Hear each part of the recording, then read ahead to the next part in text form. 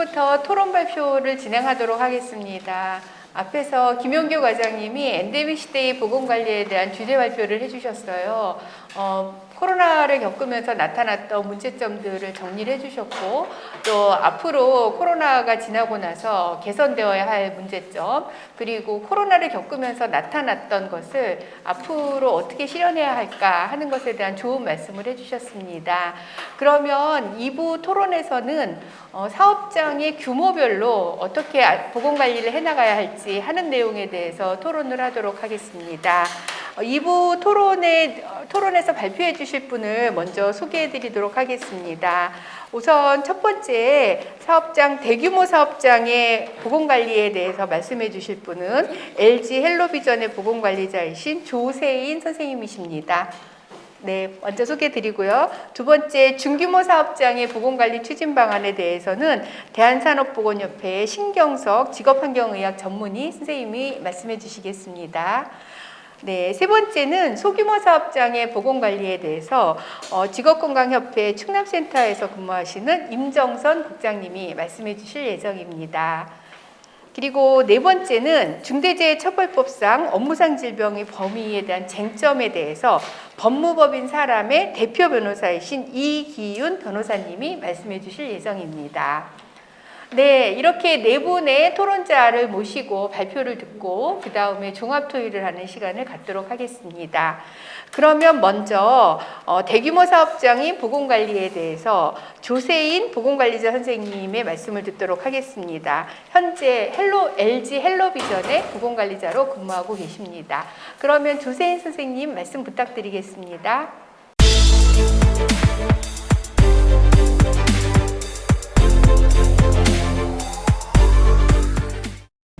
안녕하십니까. LG 헬로비전 보건관리자 조세희입니다. 엔데믹 시대의 보건관리라는 주제로 보건관리 방향에 대해 함께 고민하고 지혜를 나눌 수 있는 의미 있는 자리에 초대해 주셔서 감사합니다.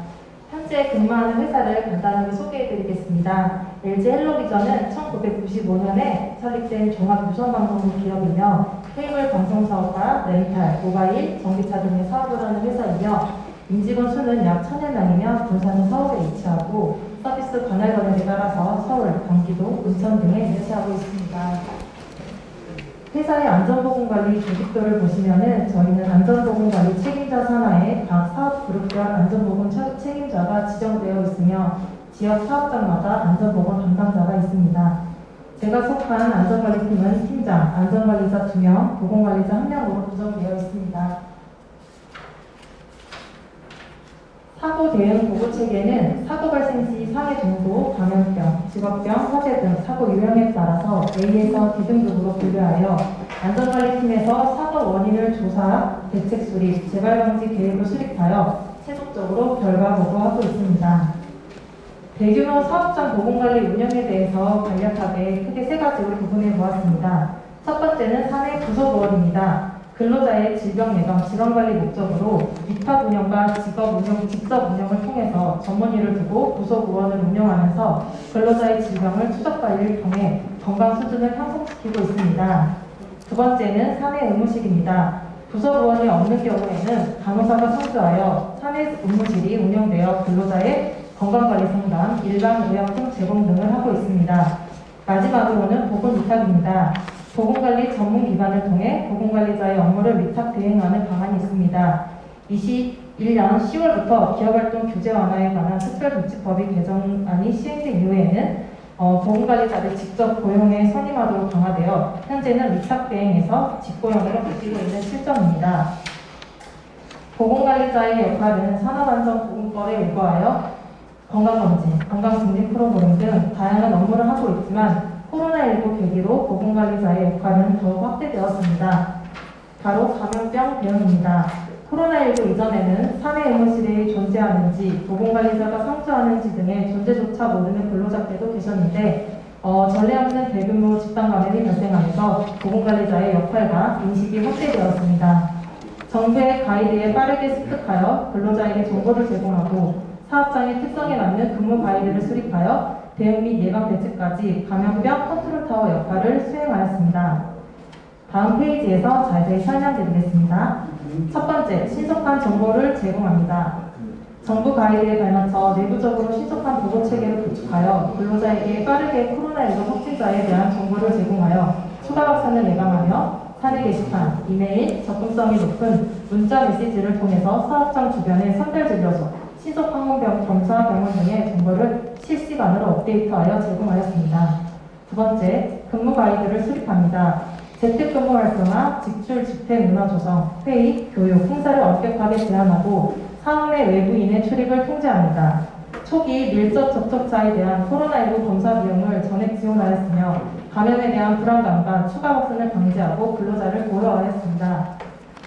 세 번째, 대응 및 예방 대책을 수립합니다. 방역용품 구입 대란 시 빠르게 판매처를 찾아서 마스크, 손소독제, 체온계 등의 방역용품을 구입하여 제공하며 대면 접촉을 줄이기 위해서 급식업체와 계약하여 도시락 배달 등을 하여 개인의 자리에서 식사할 수 있도록 제공하였으며 자가진단키트를 근로자에게 안전하게 사업장에서 근무할 수 있도록 제공하였습니다.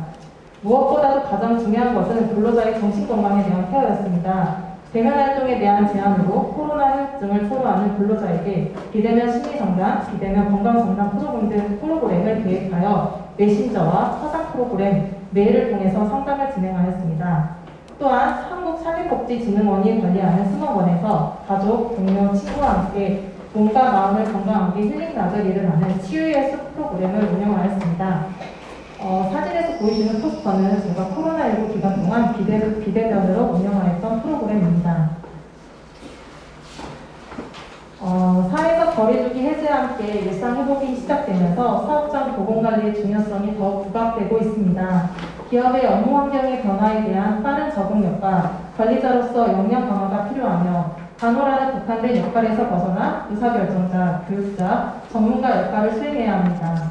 또한 역할에 대한 책임감과 사업장 특성에 맞는 매뉴얼을 마련하고 업데이트를 통해 적재적소에 빠르게 적용할 수 있어야 합니다. 끝으로는 고용 환경의 안정화입니다. 계약직 등의 불안한 근무 환경보다는 정규직 채용이 확산되었으면 좋겠습니다. 감사합니다. 네, LG 헬로비전에 근무하는 유세인 보건관리자가 보건관리를 어떻게 수행해 왔는지 하는 내용과 또 앞으로의 보건관리자 역할에 대해서 말씀해 주셨습니다.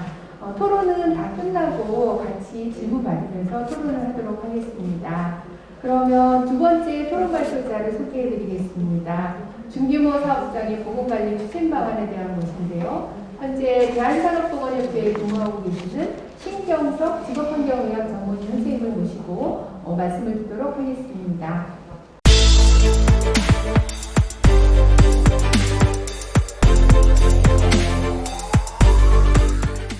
안녕하십니까, 신경석입니다. 저는 중규모 사업장 보건관리에 대해서 말씀을 드리겠습니다. 앞서 이야기되었던 내용 중에서 첨단 기술의 활용, 보건 통계, 규모별, 업종별 접근, 그리고 건강관리평가, 그리고 보건관리자를 위한 지원 등의 굉장히 중요한 단어가 언급되어 있었고 저의 발표 내용과 굉장히 맞는다고 생각을 합니다. 저는 우선 중규모 사업장에 대해서 말씀을 드릴 텐데요. 중규모 사업장 특징이라는 거는 이제 산업안전보건법에서는 상시근로자 수준으로 이 사업장 보건관리 기준을 잡기 때문에 300인 이상 대기업, 그 다음에 50인 이하 소기업, 그 다음에 가운데 저희 쪽 이제 보건관리 전문기관이 담당하는 중규모 사업장이 되는 독특한 시스템이 있습니다. 이 50인과 300인 사이의 중규모 사업장에서는 근로자 수로 따지면은 전체의 14%밖에 되지 않지만 직업병 발생은 23%, 직업병 사망은 24%, 산업재해는 25%가 일어나고 있습니다. 이 14%의 규모의 사업장 근로자 중에서요. 그래서 이 규모의 사업장은 보건관리자를 선임하지 않고 이제 고용노동부의 지정을 받은 저희 보건관리 전문기관 인력들에 의해서 보건관리가 이루어질 수 있게 되는데요. 이 보건관리 전문기관의 특징은 다른 곳과 달리 의사, 간호사, 산업위생 등 다양한 인력 구성을 통한 전문적인 서비스를 제공받을 수 있다는 특징이 있습니다. 보건관리 전문기관은 고용노동부 쪽에 지정을 받고 업무를 수행하면서 이제 고용노동부의 지도 감독을 받고 안전보건공단의 평가를 받습니다. 그리고 저희가 수행한 업무는 안전보건공단 데이터베이스에 업로드되게 됩니다. 그래서 저희 보건관리 전문기관은 굉장히 대규모 사업장 또는 소규모 사업장에 비해서 이제 관에 밀착된 지도와 감독을 받으면서 일을 할 수 있다고 말씀을 드릴 수 있을 것 같습니다.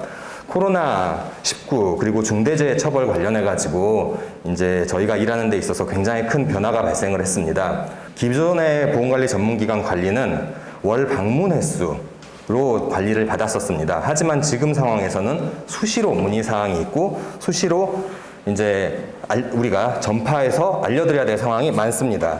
그렇기 때문에 예전에 월에 한 번 방문하는 것이 아닌 거의 상시 서비스를 할 수 있다라고 말씀을 드릴 수가 있고, 또 관련해서 전에 비해서 감염이라든지 제도라든지 여러 가지 부분에 있어서 이제 저희가에게 요구되는 역량도 늘어나고 있었습니다. 이런 상황에서 저희는 말씀드렸듯이 보건관리 전문기관은 안전보건공단과 고용노동부의 평가를 기준으로 업무를 하고 있는데, 그 평가가 강화되면서 저희가 필요한 서비스를 제공하는 데 있어서 그 관련한 여력이 굉장히 줄어들고 있는 게 조금 안타까운 부분이 있었고, 이 변화되는 상황에서 저희 보건관리 전문기관 종사자들이 어떻게 서비스를 할지에 대해서는 안전보건공단과 고용노동부가 좀 고민해 봐야 될 상황이 많기 때문에 이 부분에 대해서 좀 말씀을 드리려고 합니다. 규모별, 업종별, 서비스에 관련한 선택과 집중입니다. 그 다음에 두 번째로는 보건 관련 정보 흐름을 개선해야 될 필요가 있습니다. 세 번째로는 보건관리 전문기관 서비스가 어떤 것이 적절하고 더 수준을 높일 수 있는 것인지에 대한 방향 제시가 필요한데, 그 부분에서 좀 고민이 필요합니다. 우선 선택과 집중을 말씀드리겠습니다. 업종과 규모에 따라서 어떤 사업장은 뇌심혈관 만성질환으로 관리가 필요하고요. 어떤 사업장은 화학물질 노출 관련해서 관리가 필요합니다. 또 어떤 사업장은 고객 응대 및 정신보건 관련한 서비스가 필요하겠죠. 또 근골이 필요한 사업장도 있고요. 그런데 지금의 보건관리 전문기관 서비스를 평가하는 것은 굉장히 피상적으로 흔적만 남기는, 모든 분야의 흔적을 남기는 형태로 잡혀 있어서 저희 종사자들이 굉장히 서류 작업에 했다는 증거를 남기는 작업에 대해서 소진되고 있습니다. 두 번째로는 보건관리 관련 정보의 흐름입니다.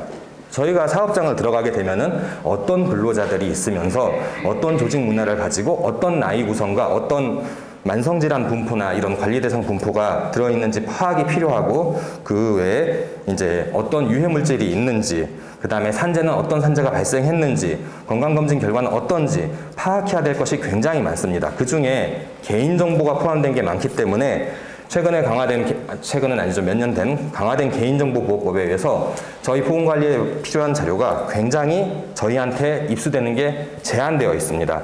그렇기 때문에 저희는 고민을 이 부분에서 좀 많이 하게 됐습니다. 제가 이번에 이제 점검을 받고 평가를 받으면서 어떤 일이 있었냐면은, 코로나로 인해서 사업장에 들어갈 수가 없었어요. 그리고 그 사업장은 이제 전화로, 서면으로 이제 저희가 관리 대상자를 포함해서 이제 필요한 보건관리의 필요성 우선순위대로 접근을 해서 이제 서면으로 지도하고 유선으로 관리를 했는데, 이번 기관평가에서는 그 사업장에 가서 혈압젠 아니면은 혈당을 잰 건수가 모자라는 그 항목으로 감점을 받았습니다. 지금 관리 시스템이 이런 식입니다. 그리고 저희가 가서 무엇이든 보호구 사용을 지도하고 작업 환경 측정 이제 자세 무슨 지도를 했던 것도 서류에 몇 줄 적었는데 그게 충실하지 않다는 이유로 저희는 인정받지 못하고 깎이는 부분도 많습니다. 또 반대로 일반 건강진단은 연에 1,500만 명 정도 받게 됩니다. 그 중에 60%인 한 800만 명 이상의 근로자들이 그 근로자 건강진단을 받게 되는데, 이 중에 유소견자들을 따지면은 약 500만 명 정도 그 수준이 되고 있습니다. 이들에 대한 이 500만 명에 대한 500만 명의 유소견자, 요관찰자에 대한 건강 자료가 저희한테 넘어오지 않습니다. 일반 건강진단의 대부분이 근로자 건강 때문에 이루어지고 있다면 그 사후 관리에 대한 자료를 건보공단에서 안전보건공단으로 어느 정도 전산으로 넘어와야 합니다. 그래서 관리 대상자가 뽑혀야 되는데, 저희 사업장에서는, 제가 담당하는 사업장에서는 개인정보 때문에 건강검진 결과가 수집이 안 됩니다. 아무리 얘기를 해도 사업장 담당자는 들어줄 수 없고, 협조를 받지 못한 거는 저희의 정성 부족으로 기관평가 감점 대상이 됩니다. 그렇기 때문에 저는 이런 부분에 있어서 개선이 필요하고요. 또 산재가 발생하면은 그 산재 승인이 사업장으로 넘어가는데 그 자료가 저희한테 넘어오지 않고 묵혀집니다. 그래서 저희는 그에 대한 빠른 조치를 취하지 못하는 경우가 많은데 이 부분에 대해서도 저희는 감점을 받습니다. 그래서 저는 고민이 됩니다. 저희가 상시적으로 사업장 건강관리 또는 이제 작업환경 관리, 산재 관리에 대해서 접근을 하기 위해서는 이런 다른 공단에 있는 근로복지공단에 있는 자료와 건강보험공단에 있는 자료가 안전보건공단으로 넘어와서 저희 쪽에 어느 정도 와야 합니다. 이런 부분이 개선이 되면은 저희는 사업장에 대해서 즉각적으로 보건관리에 필요한 보건관리를 할 수가 있을 것이라고 생각을 합니다. 제가 이제 기간평가라는 부분에서 계속 언급을 하고 있는 건 이 기간평가로 인해서 저희의 업무 내용과 범위가 굉장히 제한을 받기 때문입니다. 보건관리 전문기관의 그 지도요원, 간호사 선생님들이 사업장, 특히 소규모 사업장, 멀리 동떨어져 있는 사업장을 다니는 데 있어서 거기서 근로자를 만나는 데 대한 고객 응대 관련한 스트레스, 사업장 담당자들 응대하는 데 있어서 관련한 스트레스, 그 다음에 멀리 다녀야 하는 운전적인 위험 관련해서 어떤 기관들은 챙기고 있고 어떤 기관들은 챙기지 않고 있습니다. 보건관리 전문기관에서 보건 관련 지도를 하면서 저희들이 그걸 받지 못하고 있는 상황입니다. 이런 부분을 하고 있는지 하지 않고 있는지를 고용노동부나 관리의 평가에 있어서 확인할 필요도 있고, 저희 기관들의 업무의 이제 고질적인 문제, 비용에 관련한 문제입니다. 수혜자와 지불자의 차이, 대립 관련한 문제에 있어서 지불자들은 언제나 가격을 깎으려고 하고 수혜자의 의견은 수혜자의 평가는 저희 쪽에 돌아오지 않습니다. 그렇기 때문에 과도한 할인과 덤핑이 있는 기관들이 많습니다. 이 부분도 그래서 저희는 저가의 면제부팔이가 되는데요. 이 부분에 있어서도 어떻게 해야 될지 개선과 고민이 필요합니다. 그래서 제가 이제 딴 얘기로 조금 기관평가나 시스템에 대한 원성만 좀 말씀드린 부분이 있는데요. 저희 산업보건에 종사하는 사람들은 저희 중규모 사업장이나 대규모 사업장, 소규모 사업장 모든 종사자들은 코로나19로 및 중대재해처벌법으로 인해서 큰 편애를 겪었고 여러 상황에 대응하고 있고 그 다음에 열심히 일하고 있습니다. 하지만 관리적인 부분에 있어서 너무나 제한된 부분이 있어서 어려움이 있어서 이 부분에 여러 가지 제가 언급한 부분에 및 기타 부분은 좀 개선해 주십사 하는 부분이 말씀을 드리고 싶습니다. 그래서 저희가 해야 되는 엔데믹 시대에 필요한 업무를 더 서비스를 제공할 수 있게 되었으면 좋겠습니다. 중대재해처벌법에 이런 내용이 있습니다. 각 사업장에서 구축하고 있는 안전보건관리 체계 구축에서 현장 근로자 참여가 중요시되고 있습니다. 과연 우리를 다 관리하는 이런 시스템, 규정, 평가 관련 내용에 있어서는 현장에 있는 사람들의 의견이 올라갈까요? 관련해서 안전보건공단과 고용노동부는 다시 한번 생각해 봐 주셨으면 좋겠습니다. 네, 감사합니다. 위탁 형태로 관리하고 있는 중소형 사업장의 현황과 문제점에 대해서 말씀을 해주셨습니다. 자세한 토론을 조금 있다가 토의 시간에 같이 이야기를 하겠습니다. 다음은 세 번째 토론입니다. 소규모 사업장의 보건관리에 대한 내용인데요. 현재 소규모 사업장의 보건관리는 민간 위탁 국고 지원 사업으로 이루어지고 있습니다. 그중에 오래전부터 지속적으로 민간 위탁 사업을 수행하면서 우리나라의 10인 미만 소규모 사업장은 직업건강협회에서 많이 관리하고 있는데 직업건강협회 충남센터의 임정선 국장님께서 소규모 사업장 보건관리에 대해서 말씀해 주시겠습니다.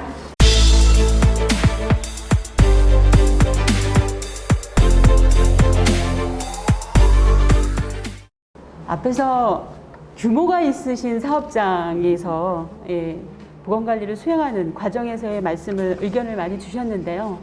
사실은 제가 더 드릴 말씀이 더 많거든요. 소규모 사업장입니다. 여러분, 우리나라에 통계청에서 발표하고 있는 통계에 따르면 사업장 규모별로 가장 포션을 많이 차지하고 있는 사업장이 바로 소규모 사업장이죠. 바로 전체 사업장의 98.8%가 소규모 사업장입니다. 그 중에 제는 어떨까요? 우리가 지금 다 같이 이런 자리를 마련하고 있는 이유가 일하면서 아픈 사람 그리고 다치는 사람 없게 하기 위해서잖아요. 우리나라 전체 재해의 80.9%가 우리 소규모 사업장에서 사고가 일어나고 있어요. 그래서 제가 소규모 사업장을 지금 방문하면서 느낀 몇 가지 현황에 대해서 말씀드리고 문제점과 개선점에 대한 의견을 짧게 하라고 말씀해 주셔서요. 짧게 말씀드리겠습니다. 지금 현재 앞서 제 현황이라든지 소규모 사업장 현황은 쭉 말씀을 드린 것 같습니다. 코로나 시대에 사실은 저희가 사업장 접촉하기 굉장히 어려웠죠. 저희들이 충분히 위생, 장갑을 끼고 소독을 하고 방문을 드려도 저희들을 다 거부하십니다. 너희들이 다녀온 이후에 우리 사업장에서 감염자가 나오면 너희들한테 구상권을 청구할 거야. 그럼에도 올 거니? 뭐 이렇게 윽박지르듯이 사업주분들이 분개하십니다. 예, 저희들이 존재가 사실은 그분들이 반갑지 않은 존재이기도 하죠. 사실은 소규모 사업장은 우리나라 법에서 법적으로 산업안전보건법에서 이행해야 할 의무 조항에서 많이 예외되는 경우가 많이 있습니다. 특히 50인 미만 사업장뿐만이 아니라 지난 16년도에부터 시작한 안전보건 담당자 제도라든지 또한 2013년도부터 시행한 그 산업안전보건 유유제라든지 실제로 위험성 평가라든지 인정을 받게 되면 산재보험료를 할인해주는 제도도 있습니다. 저희들이 열심히 가서 홍보를 하고는 있지만 사실은 해당이 안 되는 사업주분들은 사실은 실망도 좀 크시고 또 열심히 나름대로 한다고 재정적인 거, 시설적인 걸 이런 걸 가져다가 시행을 하지만 만족도 면에서 사실은 탈락을 하시는 경우도 굉장히 많이 있습니다. 네, 그럼에도 불구하고 지금 소규모 사업장에서 저희들이 방문하면서 느꼈던 몇 가지 의문점이라고 할까요? 사실은 그 코로나 때문에 저희가 사업장 방문하면서 사업주들이 가장 많이 붕괴하고 화났던 것들 중 하나가 일할 사람이 없다라는 거예요. 예. 코로나에 감염이 되면 그분들은 바로 물론 사업주분들이 일손이 부족하기 때문에 감염됐다라는 것을 숨기고서라도 검진조차 코로나 검사할 시간 있으면 일하는 시간조차도 빼앗기기 때문에 생산 시간을 빼앗기기 때문에 그것조차도 허락할 수 없는 그런 소규모 사업장의 현실이기도 했습니다. 많은 그 언론에서 하셨다시피 사실 코로나라는 이런 대규모 중대한 감염병 시대에서는 이 소규모 사업장에 가장 큰 타격이 있었는데요. 한 가지 그 경제학자 로버트 라이시라는 분이 그런 말씀을 하셨더라고요. 인도에 카스트 제도가 있었다면 코로나 시대에 이 노동계층에도 카스트 제도가 있었다. 첫 번째 제1계급은 코로나가 있든 어떤 일이 일어나든 유일하게 잘 나가는 계층이라고 합니다. 임금 감소도 없이 재택근무하면서 전문적인 업무를 수행할 수 있는 가장 잘 나가는 계급이었고요. 두 번째 계급은 간호사라든지 경찰이라든지 이런 돌봄 서비스라든지 정말 사회에서 필요로 하는 기반 계급이라고 합니다. 이제 전체적으로 한 30%라고 하고요. 제3계급은요. 소매업이라든지 식당업이라든지 실제로 생산을 하지 않으면 보수를 받지 못하는 무보수 계급이라고 합니다. 전체 한 25% 정도라고 이렇게 얘기를 하고 코로나로 인해서 노동 현장에 못 나가는 사람들이 일시 휴업을 하거나 해고가 되는 이런 무리이기도 하죠. 그리고 마지막으로 제4계급이 있다라고 합니다. 노숙자라든지 감옥에 계신 분이라든지 외국인 이주민 캠프에 계신 분들 소위 소외 계층이라고는 하는데요. 이런 분들에 대한 이 사회적인 관심도 좀 있어야 되지 않을까 싶고요. 마지막으로 저는 이 소규모 사업장 기술 지원을 위한 몇 가지 제언을 좀 드립니다. 법 제도적인 안전보건 관리 체계를 좀 강화해 주십사라는 얘기입니다. 독일이나 프랑스 같은 경우에는 업종별로 보건관리자, 안전관리자 선임을 이렇게 가리지 않는다고 합니다. 전 업종에 보건관리자, 안전관리자 선임의 의무가 있다라고 합니다. 위험 업종에 따라서 안전관리 활동을 얼마나 해야 되는지 그러한 규정이 있다라고 합니다. 우리나라에도 이 규모별로 안전보건에 있어서도 차별받지 않았으면 좋겠다라는 생각을 하고요. 두 번째입니다. 사업주분들이 우리 회사에서도 정말 나는 생계형 사업주이기는 하지만 이 일을 안 하면 당장 먹을 게 없지만 그러한 근로자분들도 같이 계시거든요. 이 사업주분들이 안전보건에 대해서도 장치를 그리고 내가 알고 장치를 돼야 되겠다라는 이러한 인식을 갖도록 이렇게 참여를 국가적으로 홍보와 교육을 좀 해주셨으면 합니다. 실제 새로 창업하는 사업주들은 안전보건 이런 의무사항이 있는지를 많이 놓치고 있는 것 같아요. 그래서 사업자 등록을 하는 동시에 이런 어떤 안전보건과 관련된 교육을 의무화시키는 제도도 저는 제언을 드립니다. 그리고 세 번째입니다. 소규모 사업장은 국가가 소규모 사업주의 안전보건 관리 할 수 있도록 동기 유발을 주셔야 됩니다. 소규모 사업장에서 열심히 일하니까 국가에서 이러한 혜택을 줬네. 최근에 코로나로 인한 그 보상을 많이 해주었습니다.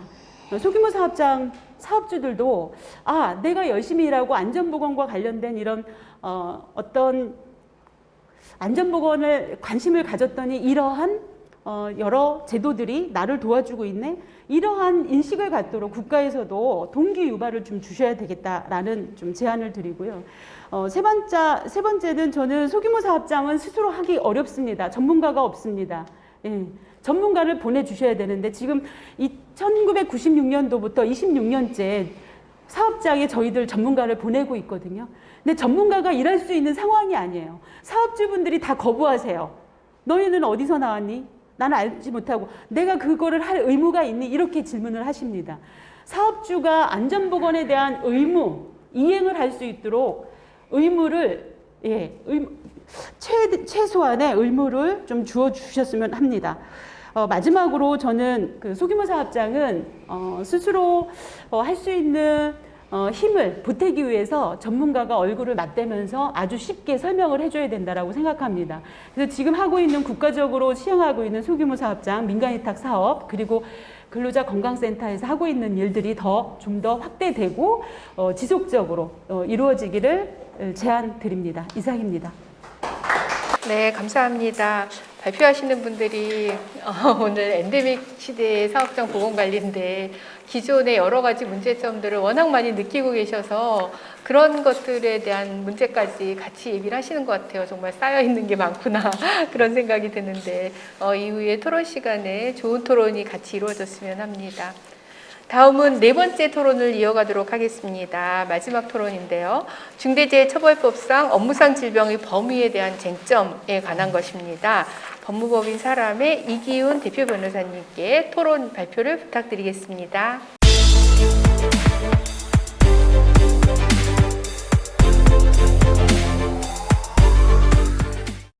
안녕하십니까. 방금 소개받은 법무법인 사람 이기훈 대표 변호사입니다.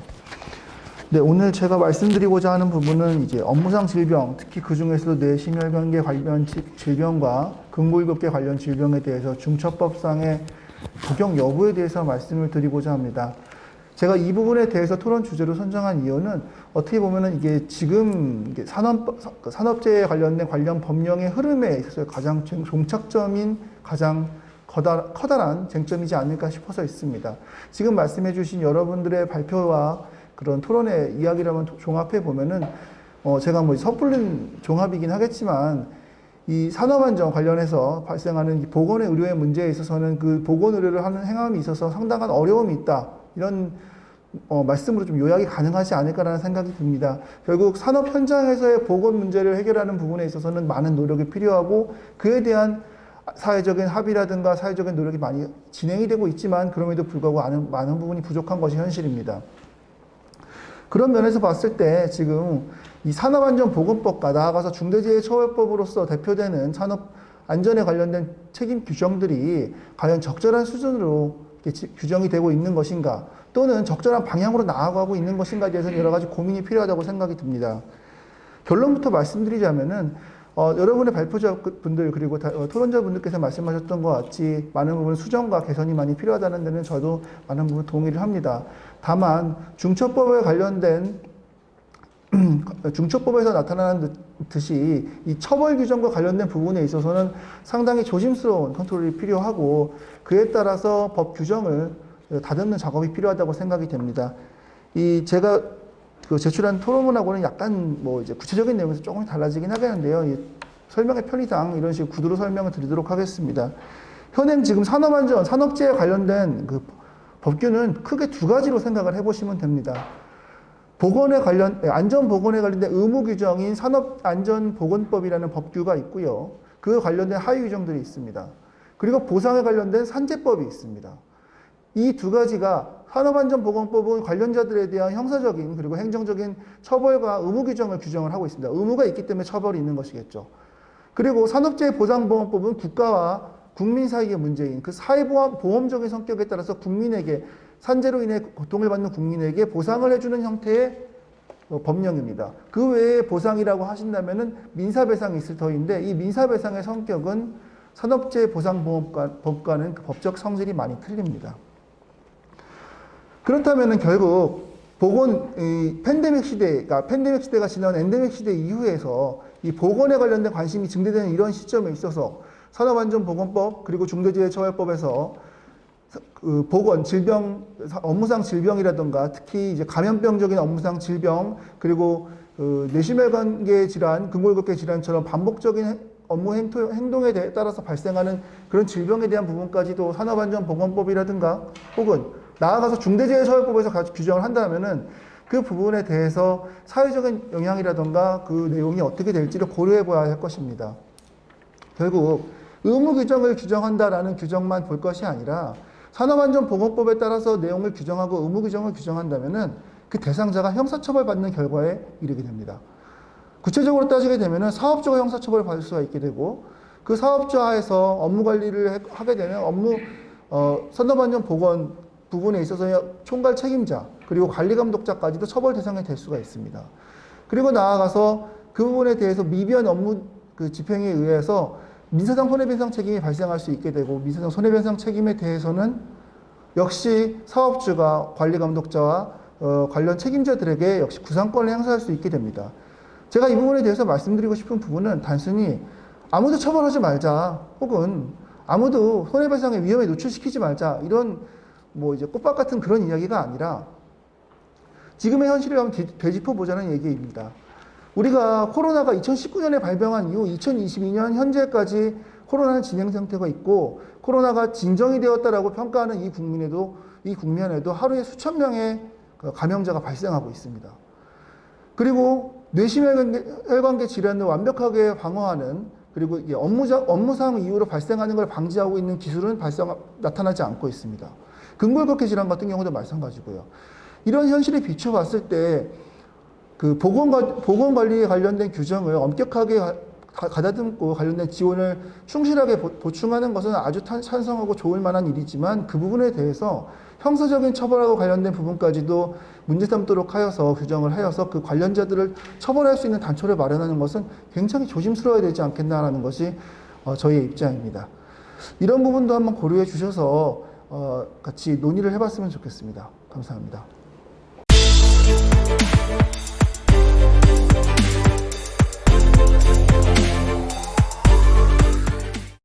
그러면 이제 토의로 넘어가도록 하겠는데요. 주제 발표해 주신 김용규 교수님과 그 다음에 네 분의 토론 발표해 주신 분들의 얘기를 듣고 혹시 질문이라든지 코멘트를 하실 말씀 있으시면 여기 참석해 주신 분들 중에 손 들고 말씀을 해 주시면 좋을 것 같습니다. 혹시 말씀해 주실 분 계실까요? 저는 발표 내용을 듣고 이기훈 대표 변호사님께 궁금한 게 하나 있어가지고 여쭤보고 싶습니다. 지금 중대재해처벌법은 솔직히 사업주를 처벌하기 위해서 만들어진 법입니다. 그렇기 때문에 명확성이 굉장히 중요하죠. 그리고 말씀하셨을 때 이 뇌심혈관 질환과 이제 근골격계 질환의 부분에 대해서는 업무 자체에 내재된 요인이기 때문에 굉장히 어렵다라는 의미를 하셨던 부분이 있습니다. 제가 이제 뇌심혈관 질환과 근골격계 질환이 중대재해처벌과 관련해서 들어가느냐 마느냐 이런 고민은 늘 하고 있었습니다. 이쪽과 저쪽이 양쪽의 의견이 첨예하게 달리고 있고, 그 다음에 그 부분에 있어서 고민되는 부분은 명확성이라는 부분이었을 겁니다. 근데 제가 이제 업무상 질병판정위원회를 좀 업무를 하고 있고 실제 판정 심의가 되고 있는 걸 보고 있습니다. 뇌심혈관 질환을 막을 수는 없습니다. 그거는 사실입니다. 그런데 업무상 질병으로 인정되는 뇌심혈관 질환을 막을 수는 있습니다. 예를 들자면은 지금 뇌심혈관 질환 그 심의에서 평가 인정에 관한 부분은 시간적인 과로적인 부분과 그에 대한 과중 요인과 관련된 부분입니다. 그 부분은 사업주가 컨트롤할 수 있는 부분입니다. 지금 사업장에서 24시간 막교대를 하고 있으면은 아무리 휴게 시간을 많이 뺀다 한들 주 60시간이 넘게 되고 뇌심혈관 심의에서 업무상 질병으로 인정이 됩니다. 그거를 주야비로 시스템을 바꾼다면 비용이 더 들겠지만은 40시간, 45시간, 한 40몇 시간 수준으로 인정이 굉장히 어려운 수준으로 내려갑니다. 그러면 사업주가 여기에 있어서 24시간 막교대로 2명이 투입되는 거를 3명 투입되는 걸로 바꾼 이런 부분에 있어서는 사업주가 할 수 있는 부분을 안 한다는 걸로 생각할 수가 있는데, 저는 이 부분에 있어서 저는 어느 쪽이 맞다라고 말씀드리긴 어렵겠지만은 이 부분에 대해서는 사업주나 관리 책임자의 결정 권한 범위에 있는 부분이 이루어지지 않아서 발생한 게 아닌가, 이런 업무상 뇌심혈관 질환은 라는 생각이 드는데, 그 부분에 대해서 어떻게 생각하시는지, 말씀하신 논리로 이제 막을 수 있는 부분인지 좀 궁금해져서 여쭤봅니다. 네, 질문의 말씀 잘 들었습니다. 일단 저도 그런 부분에 있어서는 굉장히 안타까운 부분이라고 생각을 합니다. 근데 한편 고민을 해보았으면 합니다. 이게 근로자와 사업주는 임금을 주고 근로자에게 일을 시키고 근로자는 임금을 받은 만큼 일을 하게 되어 있습니다. 그 만큼이라는 부분이 굉장히 중요하죠. 누구도 알 수가 없어요, 사실은 정확하게. 이 부분에 대해서 결국 문제가 시발점이 시작이 된다고 생각합니다. 적정량의 일을 시켜야지, 그러니까 과로에 이르러서 사망에 이를 정도까지 일을 시키면 절대 안 된다. 그렇게까지 일을 시키려면은 처벌해야 된다라는 것이 이런 주장의 가장 핵심일 것이고, 그 부분에는 이제 만큼이라는 비정형적이고 사실 그 부분 때문에 누구도 알 수 없다라는 말을 저희가 하게 되는 것입니다. 특히 이런 말을 하게 된 이유는 무엇이냐면은, 사실 이 형법에 대한 형사적 처벌에 대한 그 일반 대중 혹은 이제 법 수용자들의 이해를 가장 받기 어려운 부분이고 반감을 사기 쉬운 부분이긴 한데요. 참 그 부분에 대해서는 누구도 서로 간에 이제 완벽한 이해가 있을 수 없다고 생각이 됩니다만, 형법적인 처벌이라고 하면 죄형법정적이라고 하잖아요. 법에서 엄격하게 명확하게 규정된 부분만 처벌을 할 수 있고, 그 처벌의 대상이 되는 범죄 행위라는 하면 아주 엄격하게 보았을 때 분명하게 명확하게 누구도 의심할 수 없을 만큼 입증이 된 것만 처벌하도록 되어 있습니다. 이거는 사실 어떻게 보면 법 철학적인 부분에 있어서 굉장히 오래전부터, 수천 년 전부터 지켜왔던 그런 이제 명제이기도 합니다. 의심할 여지 없이 유죄가 입증될 것. 그런 경우에만 처벌하도록 되어 있습니다. 자, 아까 만큼이라는 부분을 다시 한번 돌아가겠습니다. 만큼이라는 부분을 돌아가 보면은 결국 적정선이라는 굉장히 이제 유동적이고 가변적인 개념으로 넘어가게 되는데, 그러면 이 적정선이라는 개념과 의심할 여지 없이 범죄가 입증될 것이라는 개념이 너무너무 상충되게 됩니다. 그렇기 때문에 제가 주장하는 부분은 이렇게 불명확한 부분에 있어서는 법적으로 처벌까지, 형사처벌하는 것까지 규정하는 건 좀 과도하지 않느냐라는 주장이 되는 겁니다. 이 형사처벌이라는 게 물론 이제 지금까지 관행적으로 봤을 때 산재사고로 발생해서 사업주가 처벌받는 경우는 기껏해야 벌금형이었던 경우가 많아서 이제 더 경미한 처벌이라는 인식이 팽배한 게 사실이긴 한데요. 형사처벌이란 건 기본적으로 무엇이냐면은 하늘 아래 신밖에 모르는 사실관계, 아무도 모르는 진실을 모르는 사실관계에 대해서 당사자가 아닌 제3자도 아닌 국가라는 집단의식이라고 볼 수, 집단의식? 예, 집단적인 조직이, 하나의 사회단체가 그 특정인을 처벌한다는 겁니다. 그 처벌의 내용은 자유형 같은 경우에는 잡아 가두고 인신을 구속하게 되죠. 굉장히 무서운 얘기입니다. 이 부분에 대해서 명확하게 명확성의 원칙을 정확하게 지켜지지 않는다면 형법은 그 국가가 휘두르는 괴물이 휘두르는 칼날이 되게 됩니다. 이런 부분 때문에 현대 법학에 있어서는 형사처벌에 있어서는 굉장히 명확한 명확성의 원칙을 중요시하게 되는 것이고 그런 부분에서 명확하게 알 수 없는 부분이 있는 질병에 있어서는 더 조심스럽게 접근해야 하는 것이 저희의 논지입니다. 한편 마지막으로 이 부분에 대해서 말씀드리고자 하는 부분이 이 업무상 재해에 있어서 저희 같으면 이제 법무법인 사람인데요. 저희는 산재를 당하신 근로자들을 많이 도와주는 일을 많이 하고 있습니다. 그러다 보니까 이제 과로 스트레스로 사망하시거나 요양하시는 분들을 많이 접하게 되고 그분들을 돕는 일을 많이 하고 있는데요. 이런 경우 따라 보면은 재판을 받게 되고 판결을 받게 되면 가장 이제 많이 나오는 이제 대법원의 판례 문구가 보시면은 이 과로 스트레스로 인한 산재 같은 경우에는 그 업무로 인해서 인과관계가 발생했다라는 자연과학적인 인과관계뿐만이 아니라 그것에 그칠 것이 아니라 그 개인의 제작 개인의 개인적인 기질적인 상황에 있어서 그 부분이 더 악화된 것도 인정해준다, 산재로 인정해준다라는 것이 대법원의 일관된 판례입니다. 결국 상당히 넓게 봐주고 있다라고 대법원 판례가 보고 있습니다. 이 부분에 대해서는 결국 이 넓게 봐줬다라는 것이 너무 시혜적이다 혹은 관대하다라는 것이 아니라 산재라는 개념은 산재 인정은 꼭 행정적인 개념이고 행정적인 개념은 상당인과 관계라는 상당히 폭넓게 인정되는 개념으로서 인정되는 것이고 그에 반해서 형사적인 처벌의 대상이 된다는 것은 법철학적인 부분이라던가 사회 역사적인 부분을 고려해 봤을 때 상당히 명확성이 요구되는 부분이기 때문에 그 법례가 달라서 부득이하게 차이점이 있고 이를 동일하게 보아 통일시키려는 시도는 상당히 무리한 시도가 될 수도 있지 않을까라는 것이 저희의 고민입니다. 네, 감사합니다. 저희가 엔데믹 시대의 보건관리에 대해서 얘기를 하고 있는데 워낙 요즘 중대재해처벌법이 큰 이슈이다 보니까 또 자연스럽게 중대재해처벌법에 대한 얘기가 나왔습니다만 조금 다시 오늘의 주제인 엔데믹 시대의 보건관리로 집중해서 좀 더 논의를 해보도록 하겠습니다. 혹시 플로어에 계신 분 중에 말씀하실 분 계실까요? 저는 보건 쪽에는 잘 모르는 사람인데요. 주제 발표와 토론에 대해서 좋은 말씀 드려서 공부도 많이 했습니다. 그런데 우리 미래일터 안전보건 포럼은 여기 자료에도 마찬가지로 물론 코로나가 엔데믹 시대라는 것이지만 기존의 안전관리 방법, 보건관리 방법에서 첨단 기술을 활용한다든지 완전 문화를 또 환경을 바꿔준다든지 이런 것이 키워드로 생각하고 포럼을 진행하고 있는데요.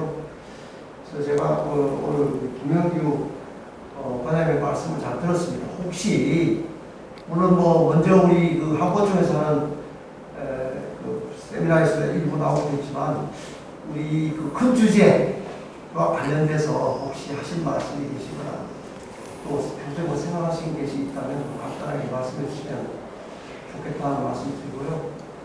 그래서 제가 먼저 학부주의도 말씀드렸지만 기본적으로 우리가 아까 제휴를 많이 할 때 과연 보건에서도 이 직업병이라든지 아니면 단시일에 나타나지 않은 그런 건강의 문제는 제휴로만 할 수 있겠는가. 또 규모별로 주제는 참 잘 정했었는데 소규모 사업장인 것 대부분 자세하고 있고 제휴도 많이 났는데 기존의 안전 측면과 보건 측면하고 좀 다르지 않나 하는 생각이 좀 저는 이제 들으면서 생각이 됐습니다. 그래서 저희 큰 주제와 관련돼서 혹시 하실 말씀이 계시면 얘기해 주시면 감사하다는 말씀 드렸습니다. 이상입니다. 질문이시기도 하고 좋은 코멘트도 해주셨는데요. 사실은 이제 아까 말씀하신 것처럼 이제 미래일터에서의 신기술 적용과 관련돼서 사실은 아까 제가 잠깐 말씀드렸지만 EU오샤에서 2013년에 언급했던 내용 중에 하나가 로봇 기술을 포함한 신기술 그리고 빅데이터, 그러니까 데이터를 어떻게 관리하고 어떻게 분석할 것이냐에 대한 것들이 굉장히 또 중요한 주제 중에 하나였습니다. 그러니까 사실 저희가 이 보건관리라는 말을 할 때 생각보다 이 자료를 어떻게 중충화시키고 쌓아서 분석해야 될지, 그러니까 소위 말하는 관리는 분석되거나 평가되지 않으면 평가되거나 분석되지 않는 자료를 근거로 관리하는 것은 소위 허망한 일이다라는 생각을 합니다. 그러니까 거짓이다라는 생각을 하고 있는데, 그래서 그런 의미에서는 아까 말씀하신 것처럼 데이터 분석과 관련된 신기술, 그리고 지금 현재의 데이터 분석에 여러 역량이 많이 발전을 했기 때문에 아까 제가 말씀드렸던 유해 요인 또는 질병과 관련된 부분들을 조금 더 그 기술적인 측면들을 좀 도입해서 분석할 수 있는 능력을, 그러니까 분석할 수 있는 표준화된 모듈을 개발할 수 있지 않겠는가라는 생각이 좀 들고요. 이제 그런 부분들을 뭔가 조금 더 앞서서 해나가실 수 있는 부분들이 있다면 이 보건관리 영역들이 그냥 예전에 건강진단 사후관리, 뭐 작업환경 측정관리와 관련된 그 약간의 조악한 형태의 컴퓨터 프로그램 이 정도가 아니라 정말 아까 말씀하셨던 안전공단의 여러 가지 정보들, 근로복지공단의 정보들 이런 것들이 같이 그 사업장 자료들과 같이 연계되면서 분석할 수 있는 그러한 자료들까지도 발전할 수 있을 거라는 생각이 들거든요. 아까 그래서 제가 그 보건 분야의 위험성 평가가 여러 가지 인자들이 있고 목표 질병들이 있는데 그런 것들을 정말 예방 효과로서 나타나고 있는지도 분석의 신기술을 사용하다 보면 저는 가능할 거라고 봅니다. 이제 그게 제 영역은 아니어서 가능할 거라고만 말씀드리는 거고. 추가적으로 그러니까 DB 말씀을 해주셨는데 아까 우리 신경석 우리 의사님께서 말씀이 있었지 않습니까? 아까 DB 공유에. 그러니까 DB가 신뢰성이 없는 것입니까? 아니면은 정보 공개나 이용에 그 기관의 뭐 한계를 할까요? DB가 어느 정도 이미 있는데도 불구하고 효율적 자료 관리할 수 있으면 될 것 같은데. 지금은 제가 생각하기에는 아직 사회적인 인식적인 부분이 있는 것 같습니다. 지금 여러 가지 과거와 달리 저희 보건관리 전문기관이 해야 될 업무는 굉장히 높아졌습니다. 요구되는. 그렇기 때문에 전에는 적당히 해도 됐던 것이 정말 구석구석 쫓아가면서 일을 해야 합니다. 그렇게 일을 하다 보면 전에 비해서 관리 대상이 아니었던 분들까지 저희가 관리를 하게 되고 그분들은 어색해합니다. 내가 지금까지 일하면서 회사를 다니면서 나의 건강에 대해서 전혀 물어보지도 않았었고 내 건강이 어떤지 아무도 신경을 안 썼는데 왜 지금 해야 되느냐라고 질문하십니다. 거기에 대해서는 그래서 그분들은 대부분 회사가 이것을 가지고 나에게 어떤 불이익을 주지 않을까 걱정합니다. 그렇기 때문에 저희한테 그런 자료가 넘어오지 않습니다. 그리고 그런 부분을 그러면 넘어오지 않는 자료에 대해서 저희가 받지 못했으니까 못한다라고 하는 게 맞는 것인지 좀 고민이 계속됐던 부분이고요. 그 자료는 건보공단의 국민건강보험 건강검진의 자료로 있는 부분입니다. 그래서 그런 자료를 정리해서 어떤 사업장에 어떤 현장에 관리가 필요한 사람들이 많은지를 파악해서 저희들한테 좀 알려주는 것이 굉장히 중요하다고 생각을 하고 그 자료가 정리가 된다면은 단순히 50인 미만은 손 놓고 있는 것이 아니라 그 중에 필요한 50인 미만은 저희가 달려갈 수도 있지 않을까 생각을 하고 있고 이런 부분에 있어서는 개인정보 관리, 그 다음에 사업장에 의한 근로자 건강관리에 대한 사회적 인식이나 이런 부분이 좀 더 피해의식 없이 당연한 서비스를 받는 것임에 의한 것, 개인정보 보호를 무분별하게 이렇게 침범하지 않는 것이라는 사회적인 합의 부분도 필요할 것 같습니다. 그래서 데이터의 관리, 이제 소통과 사회적인 합의 두 가지가 조금 더 정리되면은 그런 우리가 좀 더 즉각적인 밀착된 서비스를 할 수 있지 않을까 생각을 합니다. 그와 관련해서 제가 예전에 칼럼도 한번 썼었는데 저희 산재 데이터가 로 데이터가 공개가 되고 있지 않아요. 그래서 빅데이터를 구축을 해야 된다. 건보는 굉장히 오랜 시간 데이터를 다듬어서 빅데이터를 구축을 했는데 산재에는 되고 있지 않고 특히 특수검진 자료도 공개되고 있지 않습니다. 그런 것들이 공개되고 그걸 공개하려면 데이터를 클렌징을 잘해야 돼요. 또 잘못 입력된 것도 있고 그런 거를 다듬는데 시간이 많이 걸리기 때문에 정교하게 데이터를 다듬어서 건보하고 데이터를 연계할 수 있는 시스템을 구축한다면 근거에 기반해서 저희가 사업을 할 수가 있거든요. 현황을 제대로 모르는데 어떻게 대책을 마련할 수 있겠어요. 현황 파악부터 충실하게 할 수 있는 그런 게 앞으로 필요하겠다라는 생각이 들고, 그거는 또 다음에 또 중요한 이슈니까 한번 논의했으면 좋겠다는 생각이 들고요. 혹시 여기 계신 분들 오늘 주제와 관련해서 조금 더 하실 말씀 있으실까요? 짧게 뭐냐면 저도 준비하면서 사실 항상 고민하지만 오늘도 그 발표 주제 제대로 못 담았던 부분이 임정선 부장님께서 발표하신 소규모 사업장과 관련된 부분이거든요. 그러니까 아까 말씀드렸던 가장 취약한 영역인데도 불구하고 이 취약한 영역을 어떻게 접근할 것이냐. 그러니까 나름대로 그래도 보험관리 전문기관 또는 여러 대기업, 대규모 기업 사업장은 이제 이걸 경험했기 때문에 어떻게 관리할지에 대한 대안이 좀 나올 텐데, 소규모 사업장은 이걸 고민해 줄 곳은 공공밖에 없을 거라는 생각이 좀 들거든요. 그래서 이 공공이 그런 것들을 대안을 마련해 줄 수 있도록 협회나 여러 많은 단체에서 좀 추동할 수 있는 그런 노력들이 필요하지 않을까 이런 생각합니다. 예, 그 적합한 그 이해될지 모르겠는데 소규모 사업장에서 지금 말씀하셨고, 소규모 사업장에 대해서 임정선 국장님께서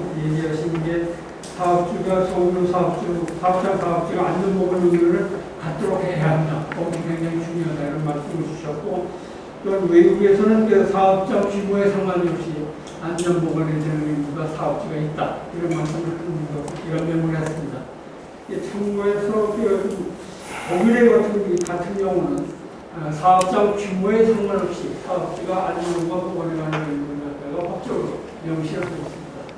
그리고 또한 독일 같은 경우에 있어서는 그 사업장 의사 내지는 그 안전관리 전문 인력이 외부에서 들어오는 경우에는 사업장 노동자 1인당 그 사업장 그 특성, 위험도에 따라서 연간 몇 시간을 갖다가 투입을 해야 되나 그런 식으로 계산을 합니다. 독일의 경우는.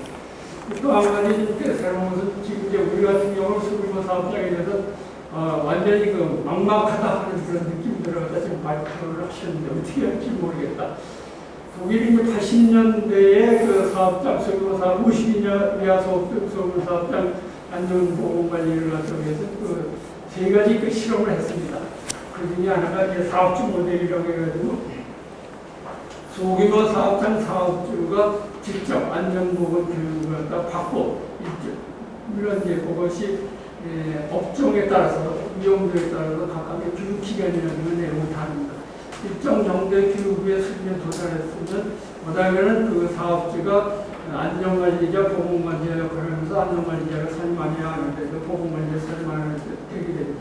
그래서 사업주가 주도적으로 사업장 그 안전보건관리를 하면서 부족한 사항은 외부 인력, 산재 보험에 요청을 하면 외부 인력이 와서 자문하고 지도하고 해주는 그런 그 서비스를 갖다 산재보험에서 하고 있습니다. 우리는 이렇게 가려면 마음만 먹으면 갇혀 있다고 생각합니다. 여러분들이 마음만 먹고 계속해서 그와 같은 독일에서 이미 80년대에 실험을 했고 90년대부터 이것이 적용이 되고 있고 지금도 적용이 되고 있습니다. 그리고 의제 문제가 아니라고 생각합니다. 혹시 소규모 사업장 관련해서 이명진 본부장님 뭐 하신 말씀 있으시면 간단하게 할 말씀. 주시니까 말씀 드려야 될 것 같은데, 제가 사실 앉아 있으면서 말씀을 드릴까 그런 고민도 하다가 그냥 앉아 있었습니다. 왜냐하면 수도 없이 말을 했고 수도 없이 고민을 같이 나누었는데, 사실 아까 중규모 사업장도 참 답답하다는 걸 토론을 하셨는데, 그래도 중규모 사업장까지는 법적으로 무엇을 할 수 있는데 50인 미만 소규모 사업장 같은 경우는 사실 정부에서 거의 방치하다시피 그런 상태이기 때문에 좀 이 부분에 대해서는 우리 모두가 함께 고민을 조금 더 해야 되지 않을까. 그래서 소규모 사업장에 대한 보관권을 좀 보장을 할 수 있는 그런 재정적, 국가적 지원이 좀 필요하고, 좀 시간적인, 그러니까 본인의 건강을 좀 관리할 수 있는 그 사업장에서의 시간적 배려가 좀 필요하거든요. 근데 이제 그런 시간적 배려가 어떻게 하면 좀 제공을 할 수 있을지 그 부분도 우리가 좀 고민을 좀 해야 되지 않을까 그런 생각을 하고요. 아무튼 굉장히 어렵습니다. 그런 문제는. 그리고 아까 그 공개가 되지 않는다고 했는데 건보공단에서 개인별로 건강 그 보험 더 얘기하는 사이트가 있습니다. 그래서 그 사이트를 좀 활용을 좀 하는 방안을 소규모사업장에 좀 적용을 하면 좋겠다. 거기에 특권이 좀 안착되면 좋겠다는 그런 생각을 합니다. 그 부분들은 좀 더 고민을 해야 됩니다. 네, 감사합니다. 오늘 굉장히 좋은 말씀 많이 나왔는데 이제 나온 얘기를 마무리를 해보려고 합니다. 쭉 말씀해 주신 내용을 토대로 감염병 코로나19 시대를 겪으면서 나타났던 문제점, 우리가 좀 더 관심을 갖고 앞으로 해나가야 될 것들을 정리를 해보면 우선 첫 번째는 지금까지 산업안전보건은 주로 사고 중심의 관리를 했지만 이제는 보건관리가 너무 중요하다 하는 것에 대한 인식이 코로나를 겪으면서 많은 분들이 함께 해왔던 것 같습니다. 그래서 보건관리에 대한 관심을 갖자라는 것이 첫 번째로 생각이 되고요. 그 다음에 두 번째는 감염병의 문제는 그동안은 산업보건의 문제로 여겨지지 않았어요. 그런데 감염병의 문제를 보면서 감염병이 걸리니까 일을 못하게 되는 것이죠.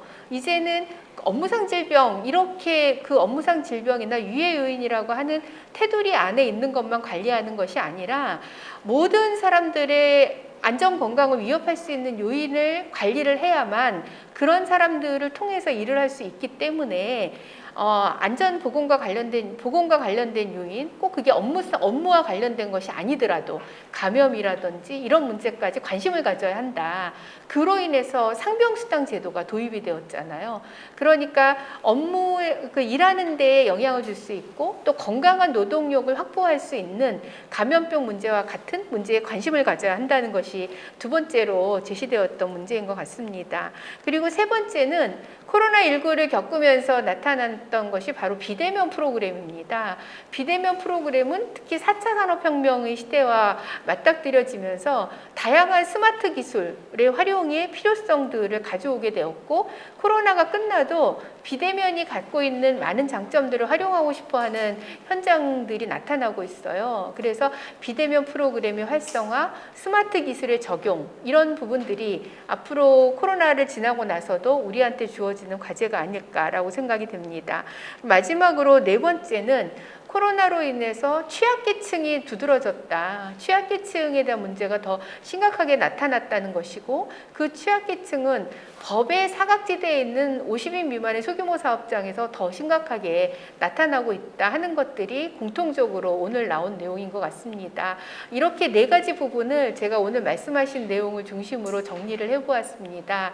앞으로 이런 측면에서 관심을 갖고 정말 건강한 노동자 그리고 또 기업이 안전하게 일할 수 있는 사회가 될 수 있도록 우리 포럼을 통해 더욱더 발전적인 방향들이 향후에도 지속적으로 논의되었으면 하는 그런 바람입니다.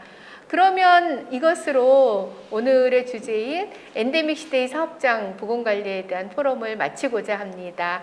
괜찮을까요? 네, 그러면 이것으로 마치겠습니다.